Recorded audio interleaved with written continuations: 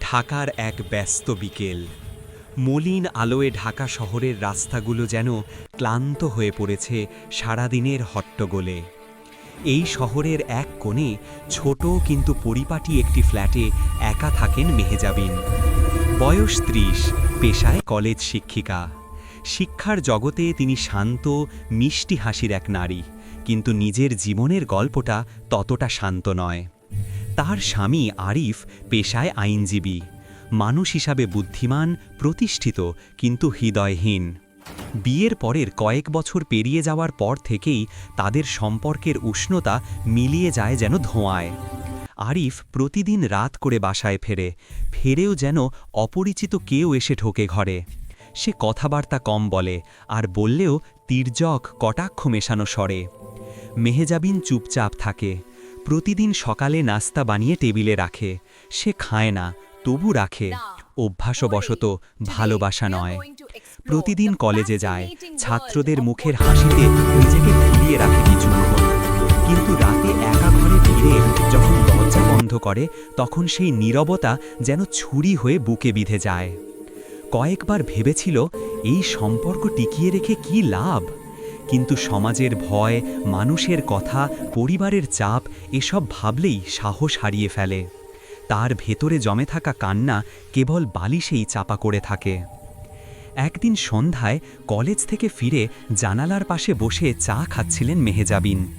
বাইরে বৃষ্টি পড়ছে ঝমঝম করে। এক মুহূর্তের জন্য মনে হলো এই বৃষ্টি যদি তার ভেতরের দুঃখগুলো ধুয়ে নিয়ে যেত। কিন্তু জীবন তো এত সহজ নয়। আরিফের ফোন এলো হঠাৎ। আজ অফিসে মিটিং আছে, দেরি হবে, খেয়ে নিও বলেই ফোন কেটে দিল। কোনো ভালোবাসা নেই, কেবল কর্তব্যবোধের কণ্ঠস্বর। মেহজাবিন জানালা দিয়ে তাকিয়ে রইল কিছুক্ষণ। আকাশে এক ফালি বিদ্যুৎ ঝলসে উঠল। সেই আলোয় নিজের ছায়া দেখে হঠাৎ মনে হলো সে যে একসময় কেমন ছিল, হাসি খুশি, প্রাণবন্ত, স্বপ্ন ভরা এক মেয়ে। কোথায় হারিয়ে গেল সেই মেহজাবিন? পরদিন সকালে কলেজে যাওয়ার সময় দরজার কাছে হঠাৎ পায়ের শব্দে থমকে গেল। দরজার নিচে একটা চিঠি পড়ে আছে, আরিফের লেখা। আমি কয়েকদিনের জন্য বাইরে যাচ্ছি, মামলা নিয়ে ব্যস্ত, কিছু লাগলে ফোন করো। এক লাইন, না কোনো শুভেচ্ছা, না কোনো অনুভব। মেহজাবিন চিঠিটা হাতে নিয়ে চুপ করে দাঁড়িয়ে রইল। তারপর ধীরে ধীরে ব্যাগ কাঁধে তুলে কলেজের পথে রওনা হলো। কলেজে ঢুকতেই একটা কোলাহল শুনতে পেল সে। কিছু ছাত্র দাঁড়িয়ে প্রিন্সিপালের কক্ষে দরজার সামনে তর্ক করছে। একটা কণ্ঠস্বর ভেসে এলো, স্যার, আমি ফি দিতে পারিনি বলে কি আমি পরীক্ষা দিতে পারবো না? মেহজাবিন কাছে গিয়ে দেখে এক তরুণ ছেলেটি মাথা নিচু করে দাঁড়িয়ে আছে। চেহারায় ভদ্রতা, গলায় বিনয়। তার পরনের জামাটা পুরনো কিন্তু পরিষ্কার, চোখে কষ্টের ছাপ। প্রিন্সিপাল বললেন, নিয়ম সবার জন্য সমান, টাকা না দিলে পরীক্ষা সম্ভব নয়। ছেলেটা মাথা নিচু করেই বলল, স্যার, আমি চেষ্টা করছি, দোকানে কাজ করি, কালই দিতে পারবো। কিন্তু স্যার মাথা নাড়লেন। আজ শেষ তারিখ ছিল, দুঃখিত। মেহজাবিনের বুকটা কেমন করে উঠল। ছেলেটির কণ্ঠে যে অসহায়তা, তার নিজের জীবনের প্রতিধ্বনির মতো লাগল। প্রিন্সিপাল চলে গেলে সে ছেলেটির কাছে গিয়ে দাঁড়ালো। তোমার নাম কি? ছেলেটা লজ্জায় মুখ নিচু করে বলল, আমার নাম শুভ্র ম্যাডাম। তুমি কেন ফি দিতে পারোনি? ম্যাডাম, আমি একা থাকি, দোকানে কাজ করি, কখনো টাকাটা জোটে, কখনো জোটে না। আজ একটু কম পড়ে গেছে। মেহজাবিন কিছুক্ষণ চুপ করে থাকলেন। তারপর ব্যাগ থেকে ওয়ালেট বের করে টাকা এগিয়ে দিলেন। এই নাও, আজকের ফি দিয়ে দাও, কাল থেকে ঠিক মতো পড়াশোনা করবে। ছেলেটা হতবাক হয়ে তাকিয়ে রইল। না ম্যাডাম, আমি নিতে পারবো না, এটা তো আমার লজ্জা। মেহজাবিন হেসে বললেন, তোমার লজ্জা নয়, এটা তোমার ভবিষ্যতের বিনিয়োগ। শুভ্র ধীরে টাকা নিল, চোখে কৃতজ্ঞতার আলো। মেহজাবিনের মুখেও এক অদ্ভুত প্রশান্তি ছেয়ে গেল। অনেকদিন পর যেন কারোর জন্য কিছু করতে পারল মন থেকে। সেদিন রাতে ঘরে ফিরে সে অনেক ভাবল। এই ছেলেটির সরলতা, বিনয়, চোখের গভীরতায় যেন এক অদ্ভুত শান্তি। তার মনে হলো এই শুভ্র নামের ছেলেটা যেন তার জীবনে এক আলো নিয়ে এসেছে, যে আলো তার নীরব অন্ধকার ভেদ করতে পারে। সেদিন রাতে সে জানালার পাশে বসে বৃষ্টির শব্দ শুনতে শুনতে একটা নতুন অনুভূতির জন্ম পেল ভেতরে, যেন কোথাও একটা বন্ধ দরজা খোলার শব্দ। পরদিন সকালটা অন্য দিনের চেয়ে একটু আলাদা ছিল। কলেজে যাওয়ার আগে মেহেজাবিন আয়নায় নিজের মুখটা ভালো করে দেখল। চোখের নিচে কালো দাগ, কিন্তু আজ অজানায় যেন একটু হাসি ফুটে উঠেছে তার ঠোঁটে। কেন এমন লাগছে সে নিজেও জানে না। রাস্তায় নামতেই হালকা হাওয়া বইছিল। ঢাকার ধুলোবালি ভ্যাপসা গরমের মাঝেও আজ হাওয়াটায় যেন একটুখানি প্রশান্তি।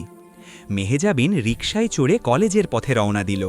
রিকশার শব্দ, গাড়ির হর্ন, মানুষের ভিড়, এসব কিছুর মধ্যেও আজ তার মন কেমন হালকা লাগছে। কলেজে পৌঁছে ক্লাস নেওয়ার সময় সে লক্ষ্য করল সবার পেছনের সারিতে বসে আছে শুভ্র, আগের দিনের সেই ছেলেটি। আজ তার মুখে এক মিষ্টি হাসি, যেন কৃতজ্ঞতা ভরা আনন্দ। মেহেজাবিন ক্লাস নিচ্ছিল, কিন্তু তার চোখ মাঝে মাঝে অজান্তেই চলে যাচ্ছিল ছেলেটির দিকে। ক্লাস শেষে শুভ্র সামনে এসে দাঁড়ালো। ম্যাডাম, আপনার কাছে একটা কথা ছিল। মেহেজাবিন বললেন, বলো। সেদিন আপনি আমার জন্য যা করলেন আমি কোনোদিন ভুলব না। আমার মা বাবা কেউ নেই, কিন্তু আজ মনে হচ্ছে আমি একা নই। এই কথাটা শুনে মেহেজাবিনের বুক কেঁপে উঠল।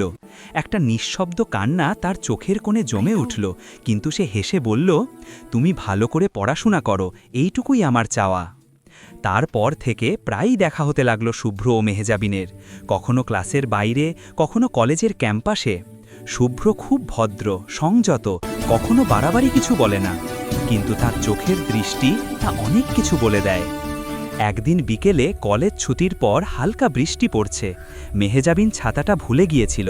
শুভ্র দূর থেকে দৌড়ে এসে বলল, ম্যাডাম, আমার ছাতা নিন। তুমি?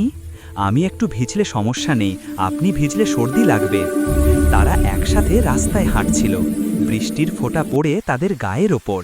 মেহেজাবিন হেসে বলল, তুমি খুব যত্নশীল ছেলে।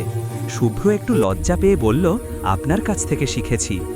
সেই মুহূর্তে মেহেজাবিনের মনে হলো পৃথিবীর সব কোলাহল থেমে গেছে, শুধু তাদের দুজনের নিঃশব্দ পায়ের শব্দ আর বৃষ্টির ছন্দ। সে ভাবল, এই ছেলেটা আমার জীবনের ফাঁকা জায়গাগুলোয় নতুন করে রং ছড়াচ্ছে। রাতে বাসায় ফিরে ফোনে শুভ্রর মেসেজ এলো, ম্যাডাম, আজকের জন্য ধন্যবাদ, আপনি পাশে না থাকলে আমি অনেক কিছু হারিয়ে ফেলতাম। মেহেজাবিন অনেকক্ষণ ধরে স্ক্রিনের দিকে তাকিয়ে রইল, তারপর মৃদু হাসল। সে জানে এই সম্পর্কটা শুধু শিক্ষক শিক্ষার্থীর নয়, এর ভেতরে আছে এক মানবিক বন্ধন, যা ধীরে ধীরে ভালোবাসার পথে পা বাড়াচ্ছে। তবে ভালোবাসা মানে সবসময় শান্তি নয়। মেহেজাবিন জানে সমাজ এই সম্পর্ক মেনে নেবে না।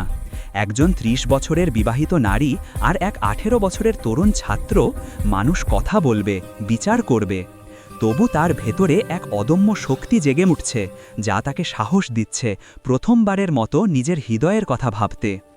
রাতের নীরবতায় সে জানালার পাশে বসে চাঁদের দিকে তাকালো। হঠাৎ মনে হলো চাঁদটা আজ একটু বেশি উজ্জ্বল। হয়তো কেউ তার জীবনে সত্যিকারের আলো এনে দিয়েছে, একজন শুভ্র নামের মানুষ, যার চোখে এখন তার নিজের স্বপ্নের প্রতিফলন দেখা যায়। ঢাকার ভোরের আলো জানালার ফাঁক দিয়ে ঘরে ঢুকছে। মেহেজাবিনের ঘরে টেবিলের ওপর অর্ধেক খাওয়া চায়ের কাপ, পাশে খোলা বই আর মোবাইল ফোন। স্ক্রিনে দেখা যাচ্ছে শুভ্রর শেষ মেসেজ, ম্যাডাম, আজ দেখা হবে। মেহেজাবিন ফোনটা হাতে নিয়ে কিছুক্ষণ তাকিয়ে রইল। তার চোখে একরাশ দ্বিধা, লজ্জা, কিন্তু তার গভীরে লুকিয়ে আছে একটা আকর্ষণ। একজন শিক্ষক হিসেবে নয়, একজন নারী হিসেবে আজ সে নিজেকে আলাদা করে অনুভব করছে। সে নিজেই মেসেজ পাঠাল, হ্যাঁ, বিকেলে পার্কে দেখা হবে।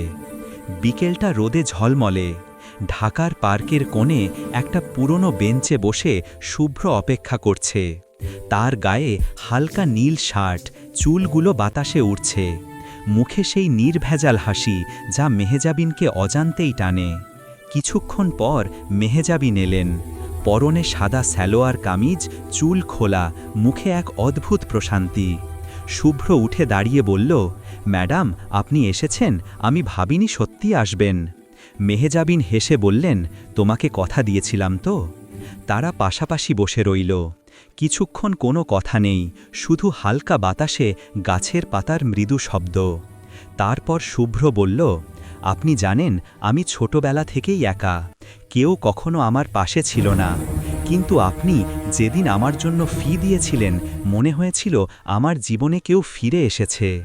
মেহজাবিন নিঃশব্দে শুনছিল, তার বুকের ভেতরে যেন একটা হালকা কাঁপুনি। এই কথাগুলো সে অনেক দিন পর শুনছে, ভালোবাসার নয় কিন্তু যত্নের। তুমি অনেক ভালো ছেলে শুভ্র, সে বলল মৃদু স্বরে। তুমি জানো না তোমার মতো একটা সরল মানুষ কত বড় আশীর্বাদ। শুভ্র বলল, আর আপনি জানেন না, আপনি আমার জীবনের সবচেয়ে বড় অনুপ্রেরণা। আমি প্রতিদিন ভেবে ঘুমাই আপনি যেন খুশি থাকেন। এই কথাটার পর দুজনেই চুপ। তাদের মাঝে এক নীরব ভালোবাসা জন্ম নিচ্ছে, যেটা বলা যায় না কিন্তু অনুভব করা যায়। রাতের দিকে মেহজাবিন বাসায় ফিরলেন। আরিফ তখনও ফেরেনি। সে জানালার পাশে বসে চুপচাপ শহরের আলো দেখছিল। হঠাৎ মনে হলো, এই শহরে এত আলো, অথচ তার নিজের জীবনে কত অন্ধকার। শুভ্রর কথা মনে পড়তেই বুকের ভেতর হালকা উষ্ণতা ছড়িয়ে গেল। সে যেন তার ভেতরে নতুন করে বাঁচার ইচ্ছে জাগিয়ে তুলছে।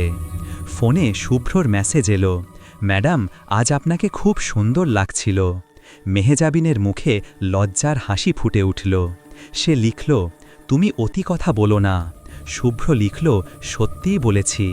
এই ছোট্ট কথোপকথন মেহজাবিনের রাতটাকে অন্যরকম করে দিল। সে জানে সমাজ এই অনুভবকে ভুল বলবে, কিন্তু হৃদয়ের ভাষা কি কখনো সমাজের নিয়ম মানে? পরদিন কলেজে গিয়ে দেখল শুভ্র অপেক্ষা করছে। তার হাতে ছোট্ট একটা ফুলের তোড়া। ম্যাডাম, এটা আপনার জন্য। মেহজাবিন অবাক হয়ে বলল, এইসব কি? কিছু না, আজ আপনার হাসি দেখার ইচ্ছা হলো। সে তোড়াটা নিল, কিন্তু চারপাশে তাকাল যেন কেউ না দেখে। তারপর বলল, শুভ্র, এসব ঠিক না।